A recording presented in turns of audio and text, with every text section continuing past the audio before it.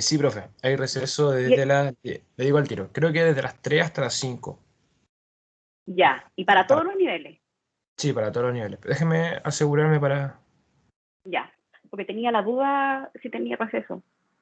A ver, a ver, a ver, a ver, a ver, a ver. Estoy buscando la imagen, profe. Hola, profe, buenos días. Hola Máximo, hola Luis, Desde las 3 hasta las 7:40, profe, ya. desde las 3 a 7:40, ya. Muchas 7:45. gracias. Entonces, 7:45. Justo me calza con una clase de comercial, así que ahí voy a hablar con los alumnos. Ya, entonces nosotros teníamos que, bueno, estábamos viendo el tema de la consulta indígena, hemos revisado también el tema en general del convenio 169 de la OIT, conversamos ciertos principios, hablamos de dónde venía, hicimos un cuadro comparativo también entre el convenio 169 de la OIT, que es el que estamos estudiando ahora, y lo comparamos con el convenio 107, que era el anterior, que había regulado un tema similar, ¿no? También a pueblos originarios. Y desde las clases anteriores ya nos habíamos enfocado un poquito más a lo que eran los derechos participativos y la consulta indígena. Y la clase de hoy específicamente va a tratar sobre este derecho a la consulta de los pueblos indígenas, pero precisamente en el marco del sistema internacional. ¿Se recuerdan algo de lo que nosotros hemos conversado mientras yo pongo la PPT sobre de qué se trataba la consulta o por qué era importante la consulta o si acaso era como el recurso más importante que contenía el convenio 169 de la OIT? Que la consulta, profe, era fundamental era como el principal concepto de del nuevo tratado por el tema de que, como dice la palabra, preguntarle a los pueblos indígenas sobre si estaban de acuerdo o no con proyectos, cualquier cosa que fuera a hacerse en su terreno, en su territorio ancestral. Sus territorios ancestrales, que pudiera afectarles directamente. Nosotros conversamos, bueno, y hoy día vamos a hablar también sobre esos estándares. Entonces, vamos a hablar sobre esto. Y lo primero, bueno, este trabajo yo lo estoy basando en la exposición que voy a hacer hoy día y la clase que nosotros vamos a tener en un texto que está en otro libro de Nancy Yáñez y Hernando Silva sobre estos estándares del derecho de consulta y la participación indígena de acuerdo a las normas y principios del convenio 169 de la OIT, que yo les voy a subir de todas maneras al aula virtual para que lo puedan revisar con más detalle. ¿Qué es lo que nosotros sabemos sobre la consulta o sobre los estándares de la consulta? Nosotros ya sabemos que la consulta indígena o el derecho de consulta y la participación indígena está regulado en los artículos 6 y 7 del convenio 169 de la OIT. A ello nosotros podemos incorporar también en cuanto tienen que ver con la consulta el artículo 4 número 2, el artículo 5 letra B, 15, 16, 17 y 28. Todos son artículos relacionados a la consulta indígena y principalmente a lo que se habla como participación indígena. Esto resulta importante y esencial en virtud del proceso constituyente que nosotros estamos viviendo, sobre todo en cómo se hace efectivo esta idea de la participación de los pueblos originarios en la creación de la base de nuestro sistema normativo, ¿no? Que sería la Constitución. Eso sería, yo podría verlo como una manifestación de este primer derecho participativo, si bien yo les comentaba, creo que se los comentaba en unas clases anteriores, los pueblos originarios no están todos conformes con el mecanismo de los escaños reservados y consideran que todo el proceso que se está viviendo ahora debiera ser consultado.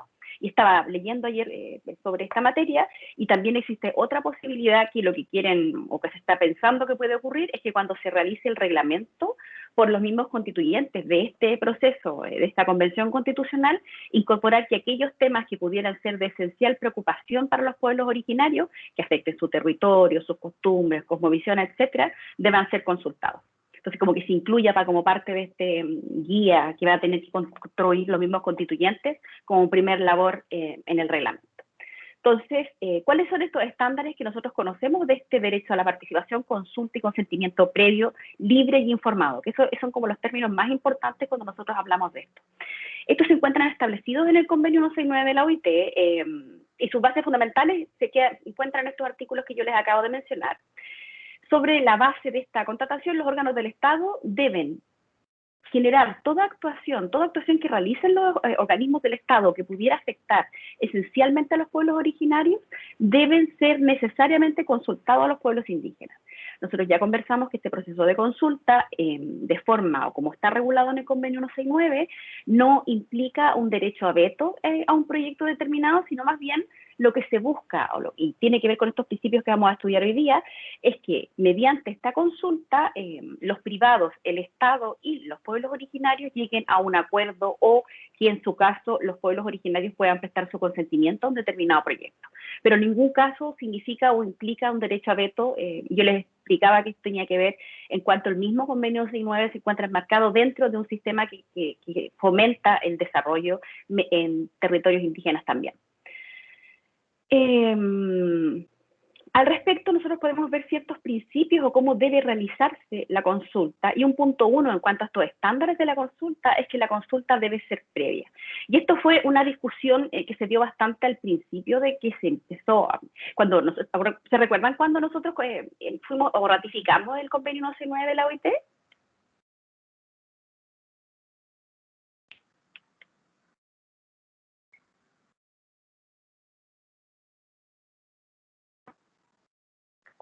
¿Se recuerdan cuando Chile ratificó el convenio 169 de la OIT? ¿No fue el 2008, profe? ¿O antes? 2008, el 2009 ya finalmente fue efectivo en Chile el convenio 169 de la OIT, porque recuerden que hubo unos requerimientos ante el Tribunal Constitucional para determinar la constitucionalidad de específicamente la consulta indígena, por lo mismo que yo les estaba conversando ahora, en cuanto, si bien nosotros tenemos estos principios que la consulta debe ser previa, mediante procedimientos apropiados, a través de instituciones representativas, y cada vez que se prevean medidas legislativas o administrativas que puedan afectarles directamente o esencialmente, no tenían claro, o en Chile no se tenía claro, cómo nosotros efectivamente íbamos a realizar la consulta, como cuáles iban a ser los pasos. Y ahí yo les decía que esto finalmente se encontró determinado o reglamentado en el decreto ley 63 sobre procedimientos de la consulta indígena en Chile, que se dictó un tiempo después, ¿no? Entonces, yo les decía que como primer punto, y una de las primeras cosas que se consultaron cuando recién nosotros nos hicimos parte de este convenio 169, con mucha reticencia, todo esto les comento, y por eso también se llegó ante el Tribunal Constitucional, porque existía todo un miedo por parte de los privados y del mismo Estado que este proceso de consulta finalmente viniera a demorar una serie de proyectos económicos importantes para el país, o en su caso finalmente hiciera imposible determinados proyectos en territorios indígenas. En la realidad, la consulta no ha tenido ese efecto, sino que ha logrado en algún grado hacer partícipes, pero todavía no dentro de toda la plena capacidad, a los pueblos originarios en estas actividades que se realizan en sus territorios. Entonces, como punto 1, yo les decía que la consulta debe ser previa. ¿Qué es lo que me dice el convenio en el artículo 7, número 3, con respecto a esta noción de que la consulta debe ser previa? Dice: los gobiernos deben velar porque siempre que haya lugar que se efectúen estudios en comparación con los pueblos interesados, a fin de evaluar la incidencia social, espiritual y cultural y sobre el medio ambiente que las actividades de desarrollo previstas puedan tener sobre estos pueblos. Los resultados de estos estudios deberán ser considerados como criterios fundamentales para la ejecución de estas actividades mencionadas. Es decir, el criterio de que esta consulta debe ser previa también tiene que ver con respecto a que yo no solamente estoy buscando el consentimiento de los pueblos originarios, no solamente estoy buscando informarles de una determinada actividad, sino también los estoy tratando de entregar y hacer partícipes de este proyecto, a fin de determinar que este proyecto que yo estoy generando, pensemos, por ejemplo, el generar energías renovables en el norte de Chile, que es uno de los puntos que no sé si han escuchado, que la Agenda Nacional están buscando generar energía en el norte de Chile para todo el país. Imagínense que en el caso del norte de Chile, que ha sido uno de los puntos discutidos y que de hecho ha habido un choque con las comunidades indígenas, que quisieran generar parques fotovoltaicos en el desierto de Tarapacá, de Taramarugal, y que lo llenaran todo de estos espejos en el desierto. ¿Ustedes creen que eso pudiera tener alguna afectación a los pueblos originarios, un proyecto de ese tipo? Y para generar energía para todo Chile, no solamente para el norte de Chile.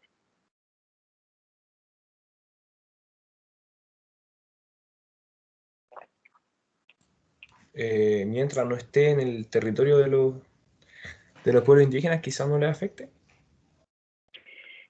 Sí, pero hay una discusión. Bueno, es que pasa que en el caso de Tarapacá, Tarmarugal, es todo un territorio ancestral indígena, en la totalidad, sobre todo cuando pensamos que los pueblos aymara, el pueblo aymara, perdón, era un pueblo transhumante, es decir, se movía dependiendo de la temporada, desde el altiplano a la costa y de la costa al altiplano. Entonces, claro, territorio, ellos pueden reivindicar, hasta aquí, ¿qué es lo que quisieron reivindicar? Me refiero como territorio ancestral. El punto principal, porque es complicado, es fijar, y ha sido un tema, porque todo esto es una energía no contaminante o no contaminante de forma tradicional. El problema que se produce es que se produce un reflejo y un espejo que produce problemas para quienes viven en territorios cercanos, como así también para los animales que se desorientan con este tipo de energías. Entonces, si bien no son contaminantes, también tienen un punto a criticar. ¿Por qué se los digo? Porque en algún momento se pensó como una solución a este déficit energético que nosotros tenemos, pensando llenar el desierto de estos paneles de energía, ¿no? Existen otras formas mejores y en cuanto al mismo daño que estaban generando y el mismo reclamo que generaban los pueblos originarios, y no solo los pueblos originarios, también todas aquellas personas que no se identifican como parte de pueblos originarios, pero que viven en territorio, o territorio que es reivindicado por pueblos originarios, también lo reclamaron como un problema para ellos poder seguir viviendo en ese territorio. Entonces, para que se imaginen, se lo digo de esa manera, porque puede ser que incluso situaciones que nosotros no nos habíamos imaginado que podrían llegar a afectar a los pueblos originarios, y por tanto es tan importante este proceso de consulta previa, porque no solamente beneficia al pueblo originario, sino también a quien está generando el proyecto.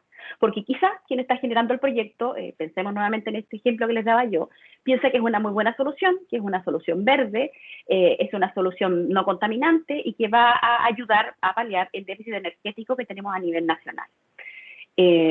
Parece una muy buena solución, puede que ni siquiera se haya representado qué podría provocar este problema para los pueblos originarios, y también para el caso de la consulta indígena, pueblos originarios, y para el caso de una consulta general, el resto de las personas que viven en esos territorios. Entonces, por eso que son tan importantes estas instancias de carácter previo, nuevamente, porque benefician tanto a los pueblos originarios como también a quien está generando el proyecto, o si nosotros pensamos que este proyecto está siendo generado como una medida del gobierno de Chile, del Estado de Chile, también puede que quien esté planificando no haya pensado o ni siquiera se haya representado esta consecuencia nociva.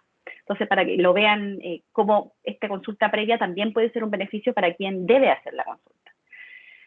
Y por supuesto, cuando me refiero a previa, porque eso también ha sido un tema que ha sido determinado por la Corte Interamericana de Derechos Humanos, quiere decir de que no debe ser meramente informativa, tampoco puede ser una vez que el proyecto ya se está ejecutando, donde yo invito a los pueblos originarios a una reunión donde yo les informo lo que yo ya estoy haciendo. No, porque entonces no estaríamos hablando de una consulta de carácter previo y no cumpliría con este carácter fundamental del Convenio 169, que lo que busca es mejorar este proyecto y hacer partícipe a los pueblos originarios de este proyecto, de este punto, y además también tiene otro punto esencial, que es incorporar la visión que tienen los pueblos originarios dentro de estas decisiones gubernamentales o estas decisiones que están tomando determinados grupos privados. Otro punto importante con respecto a la consulta o los estándares de este derecho de consulta y de participación es que este debe realizarse mediante procedimientos apropiados. Y al respecto, el convenio 169 señala que al aplicar las disposiciones del presente convenio, los gobiernos deberán consultar a los pueblos interesados mediante procedimientos apropiados y en particular a través de sus instituciones representativas, cada vez que se prevean, y esta parte es importante, medidas legislativas o administrativas susceptibles de afectarles directamente. Y esto se encuentra reglamentado en el artículo 6, número 1, letra A del convenio 169. Procedimientos apropiados tiene que ver con la forma en que se realiza la planificación de este proceso de consulta. Es decir, que se haga pensando en particular con el pueblo originario con el que yo voy a tratar. Además, cuando hablo de procedimientos apropiados, también tiene que ver donde yo realizo las consultas. Una de las principales críticas que ocurrieron en el año 2009, 2010, 2011, 2012, es decir, en los primeros procesos de consulta que se estaban llevando a nivel nacional, era que en el caso de Tarapacá, las consultas se hacían en Iquique. Para quienes hemos trabajado con pueblos originarios, por ejemplo, para quienes trabajaron para la Corporación Nacional de Desarrollo Indígena, sabemos que Iquique no es un buen lugar para realizar consultas indígenas, a pesar de que hay una buena población de pueblos originarios, aymara y quechua, entre otros pueblos originarios que no son naturales de este territorio, pues también tenemos una gran cantidad de mapuches ahora en este territorio, ¿no? El proceso de consulta no es apropiado hacerlo en Iquique, sino que conviene hacerlo en Pozo Almonte. No sé si ustedes son de Iquique, los que están acá. ¿Son de Iquique?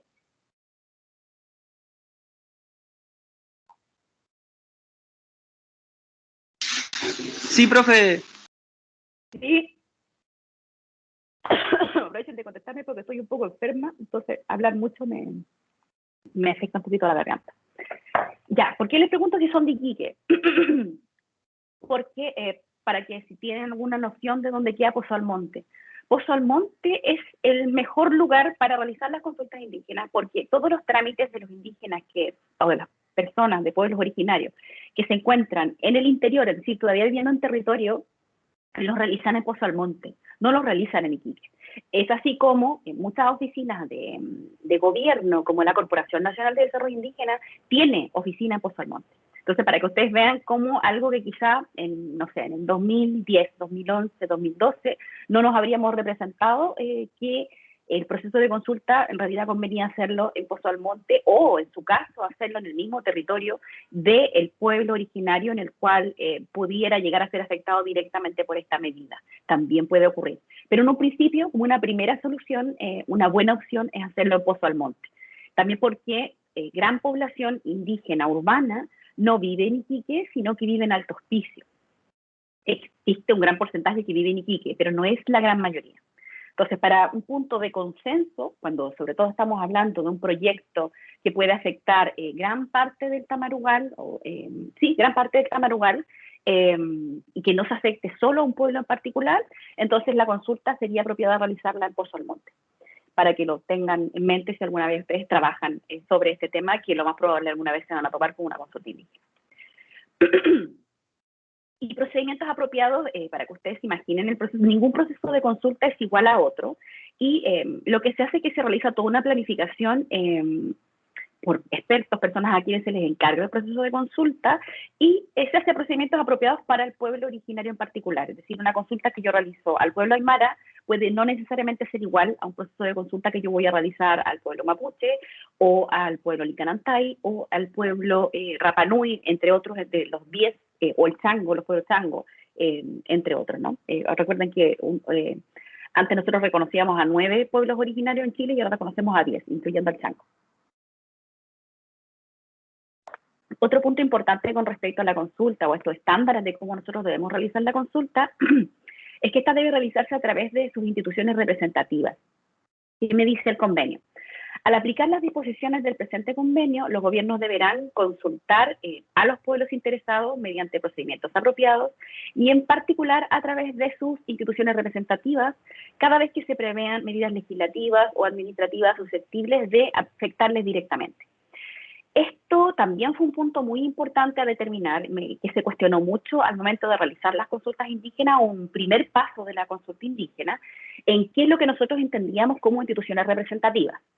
En un principio, las instituciones de gobierno entendieron como instituciones representativas aquellas que determinaba la Corporación Nacional de Desarrollo Indígena, y por tales consideraba como instituciones representativas aquellas creadas por la Ley 19.253, como por ejemplo las comunidades indígenas, y asociaciones indígenas, principalmente comunidades indígenas.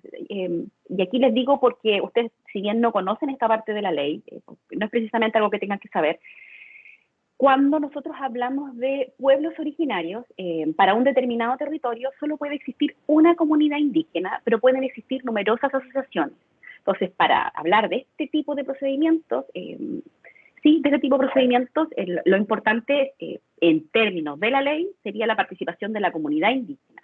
Ahora, cuando se estudia o se revisa el convenio 169, el convenio 169, cuando habla de estas instituciones representativas, no se refiere a las que identifica o reconoce el Estado chileno o el Estado nacional parte del convenio 169, sino que se refiere a las instituciones representativas de cada pueblo. Es decir, Por ejemplo, si en un determinado pueblo tenemos un consejo de ancianos que toma determinadas decisiones, entonces quizá esa sería una institución representativa y será labor del gobierno, del Estado o del particular averiguar cuáles son estas instituciones representativas a fin de que su proceso de consulta no sea invalidado a posteriori por no haberlo realizado a través de instituciones representativas.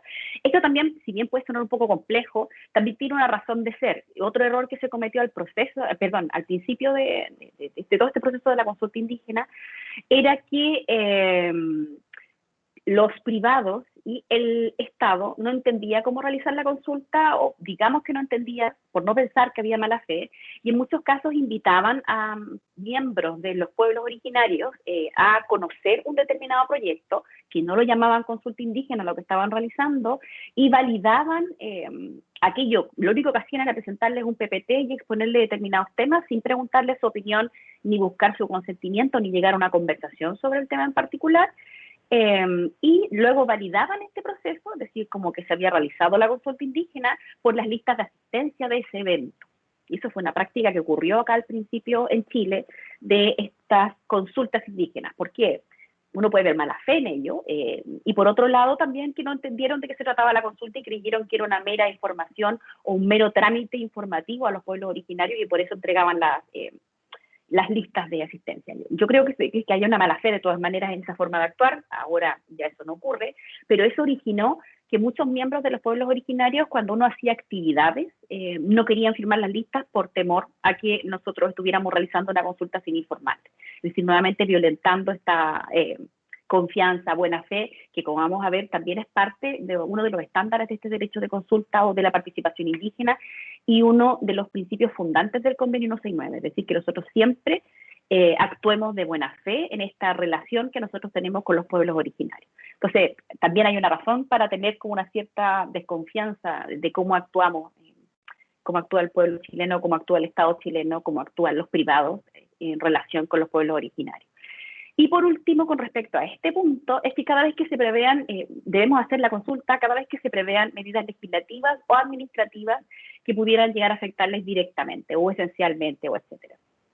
¿Qué es lo que dispone en este punto? Y este es uno de los puntos también importantes y nuevamente debatidos del convenio 169, con respecto a esta idea de que cada vez que se apliquen medidas legislativas o administrativas. Dice, al aplicar las disposiciones del presente gobierno, del presente convenio, los gobiernos deberán consultar a los pueblos interesados mediante procedimientos apropiados y en particular a través de sus instituciones representativas, cada vez que se prevean medidas legislativas o administrativas susceptibles de afectarles directamente.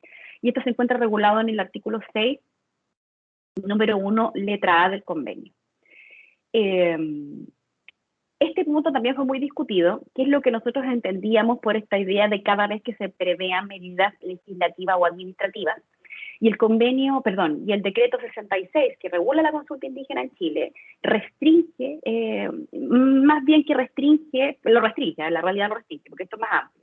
Lo que hace es tratar de intentar indicarme una especie de listado de cuándo se entiende que se pueden prever medidas legislativas o administrativas que pudieran llegar a afectar directamente a los pueblos originarios. Independiente de lo que dice el decreto 66, y en virtud de lo que establece el convenio 169, de lo que establece la declaración de los pueblos originarios, pueblos indígenas del mundo, y en general lo que ha dicho la Corte Interamericana de Derechos Humanos, a la cual nosotros somos parte y también obedecemos, ¿no? Y que no nos podemos retirar, quiere decir, o yo podría entender más que lo que dice el decreto 66, en el caso de que alguna medida yo considere que me pudiera llegar a afectar directamente, debe ser consultada, incluso aunque el Estado de Chile considera que no está dentro de aquellos que establece este convenio, este decreto 66, porque existió toda una como excusa o discusión al respecto. Y esto tiene que ver también con un criterio que ha establecido la Corte Interamericana de Derechos Humanos en casos de consulta indígena, como los que nosotros ya hemos estudiado, con respecto a que el Estado parte de el caso de la Corte Interamericana de Derechos Humanos o del convenio 169 de la OIT, no puede argumentar su propio derecho para no cumplir con aquello reglamentado por el convenio 169. Es decir, Nosotros no podríamos decir o tratar de excusarnos de no haber realizado una consulta por indicar de que el decreto 66 así lo establece. ¿Por qué?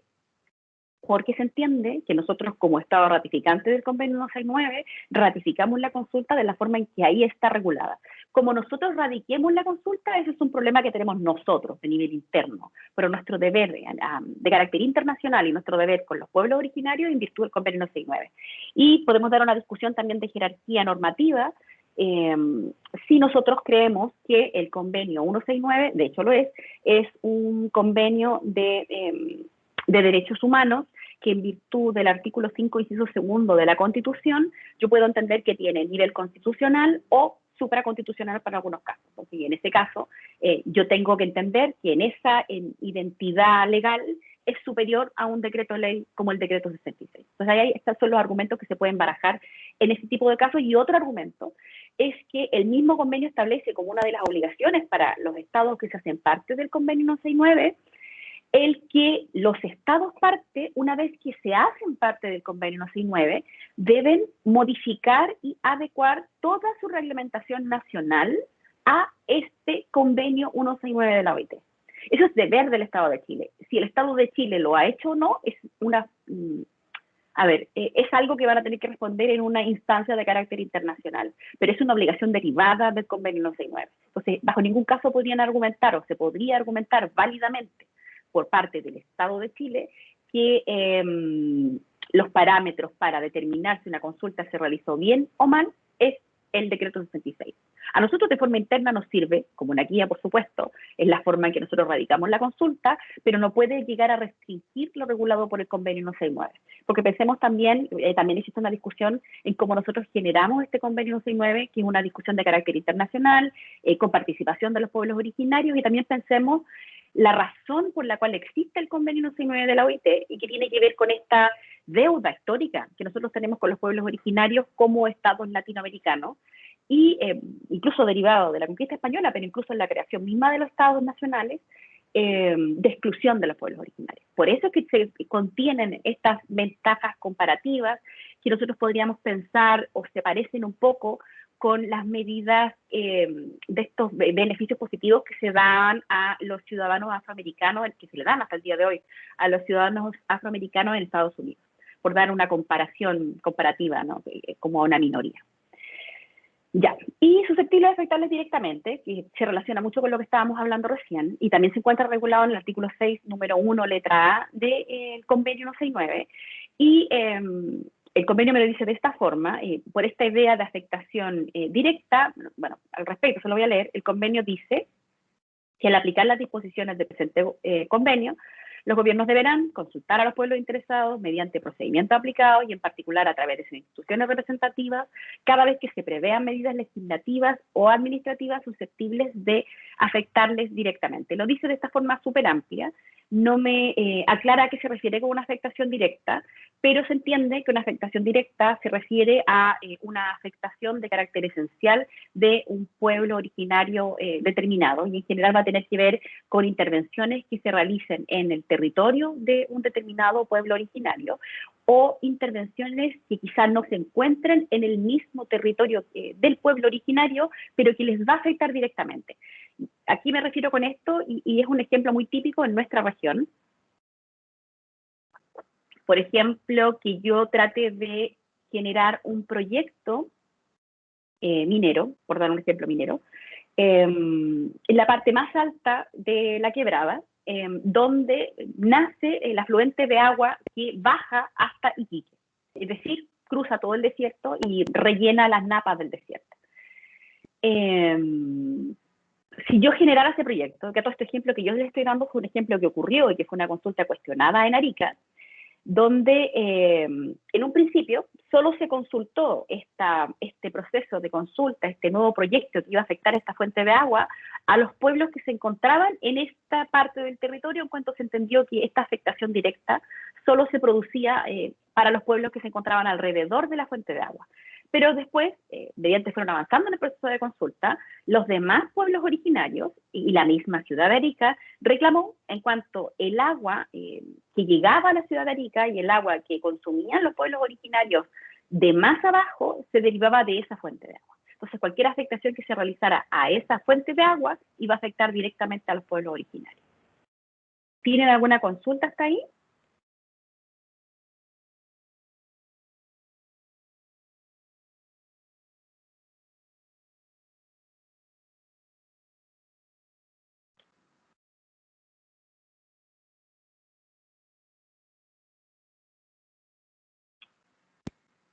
Ya. Otro principio importante para cuando hablamos o regulamos de estos estándares del derecho de consulta es que es algo que yo les adelanté antes, que esta consulta debe realizarse de buena fe y de una manera apropiada a las circunstancias. Y eso tiene que ver un poco con el ejemplo que yo les daba de que yo invitara a los pueblos originarios a una reunión informativa, que yo no denominaba como un proceso de consulta, donde en realidad lo que yo hacía como agente del Estado o como privado que estaba presentando un proyecto, solamente presentar un PPT con determinada información con respecto a la consulta, con respecto al proyecto, sin denominarlo consulta, y en realidad sin ninguna intención de generar una conversación entre los diversos pueblos originarios y quienes estaban generando este proyecto, sea el Estado o sean los privados. Esa es la idea con respecto a esta idea de la buena fe, y al respecto del convenio 109 me dice: las consultas llevadas a cabo en aplicación de este convenio deberán efectuarse de buena fe y de una manera apropiada a las circunstancias, con la finalidad de llegar a un acuerdo o lograr el consentimiento de las medidas propuestas. Esto en virtud del artículo 6, número 2 del convenio 169 de la OIT. Esta es la idea entonces de este tipo de consulta, nuevamente, que no solamente consista en un trámite donde yo lo que busco es informar a los pueblos originarios sin ninguna intención de llegar a un acuerdo o sin ninguna intención de hacerlos partícipes de este nuevo proyecto, de este emprendimiento, etc. Y mire, les menciono otro caso, que fue un caso bien renombrado del pueblo Licanantay, de los globos aerostáticos, que de hecho el pueblo atacameño Licanantay ganó, algo que ustedes quizá nunca se podrían haber imaginado que pudiera afectar a los pueblos originarios y que en efecto debió ser consultado, y el proyecto llegó hasta una última etapa y tuvo que devolverse. El proyecto lo que quería era generar, creo que en San Pedro de Atacama, como un nuevo emprendimiento de turismo, donde la gente pudiera hacer viajes en globo, estos globos aerostáticos. Y este proyecto no fue consultado o no se consultó debidamente a los pueblos originarios. Ese proyecto llegó hasta la Corte Suprema, el reclamo de los pueblos originarios en cuanto a este derecho de consulta y participación indígena, y en la realidad el proyecto no se pudo realizar y hasta el día de hoy todavía está en eso, en veremos, más todavía en el escenario en que estamos ahora. ¿Por qué? Porque no realizó una debida consulta de forma previa, porque no consideró quién estaba generando este proyecto y quien lo estaba asesorando, de que era un proyecto que pudiera afectar directamente a los pueblos originarios y que por tanto necesitaba llegar a un acuerdo o lograr el consentimiento de los pueblos originarios. ¿Por qué se considera que pudiera llegar a afectar este tipo de emprendimientos?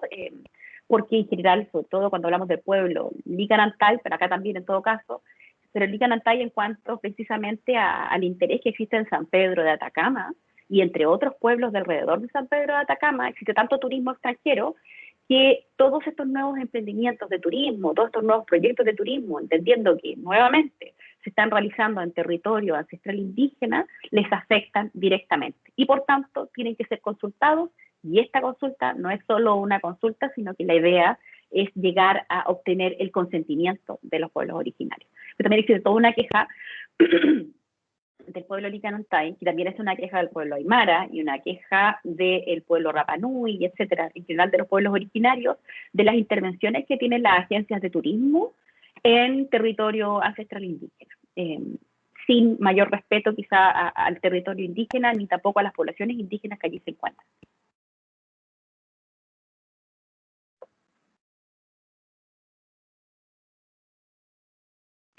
Y les indicaba además que la consulta debe ser llevada con la finalidad de llegar a un acuerdo o lograr el consentimiento.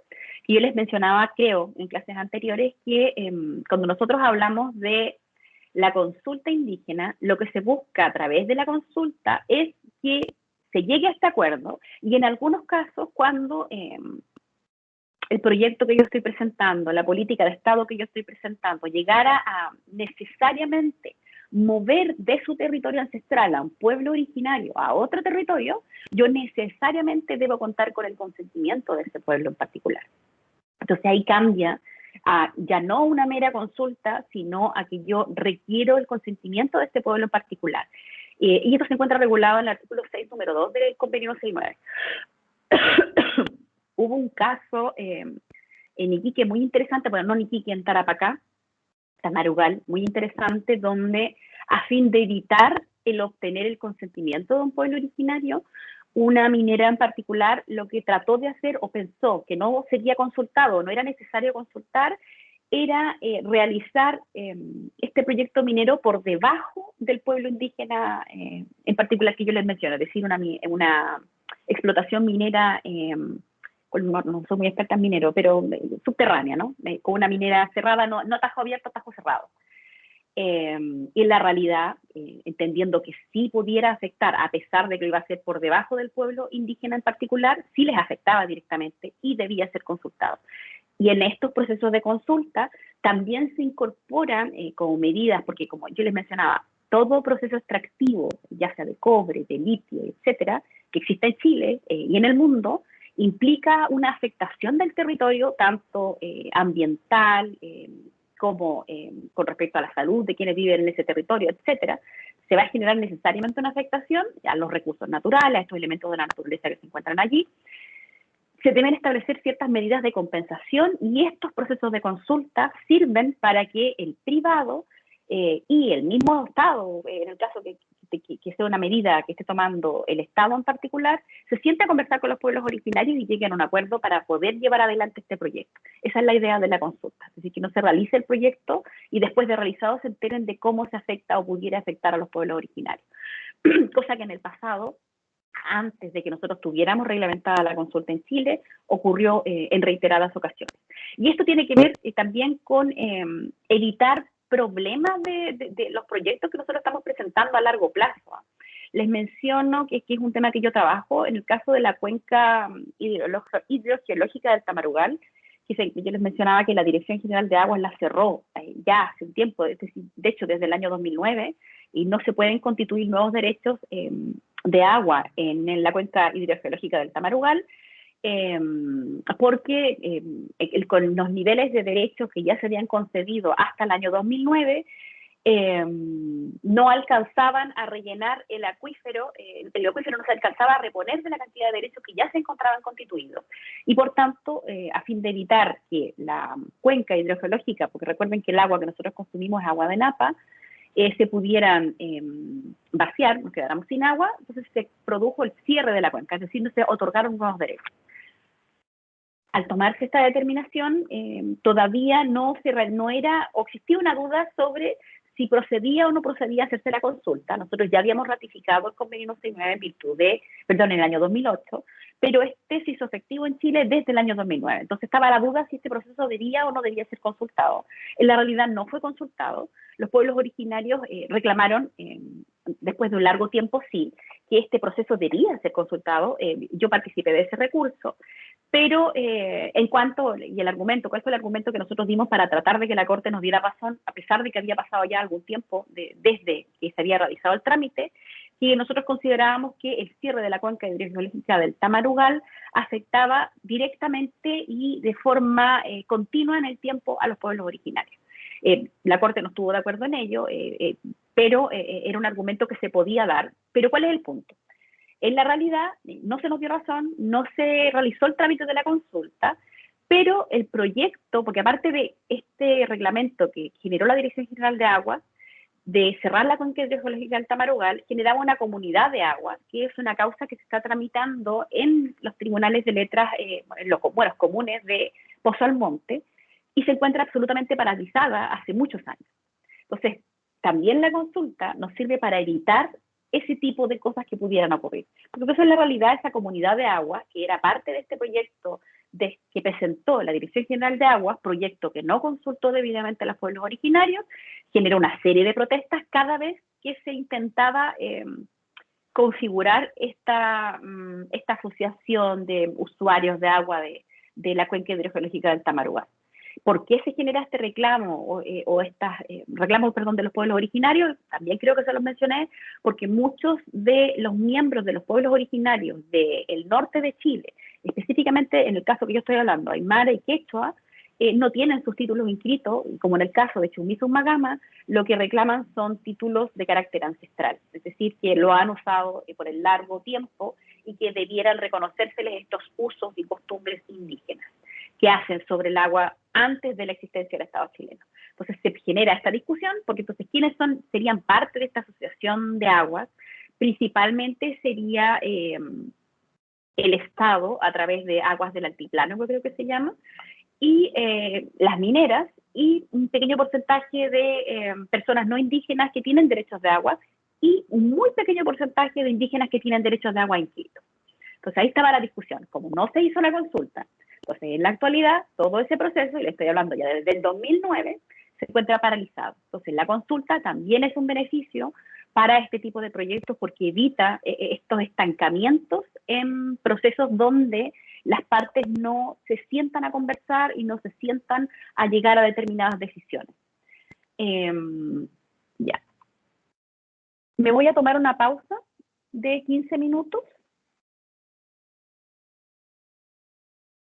y vuelvo a las 11, a ver, 30, como a las 11:45, ¿les parece? Sí, profe. Ya, entonces nos vemos en un ratito. Chao.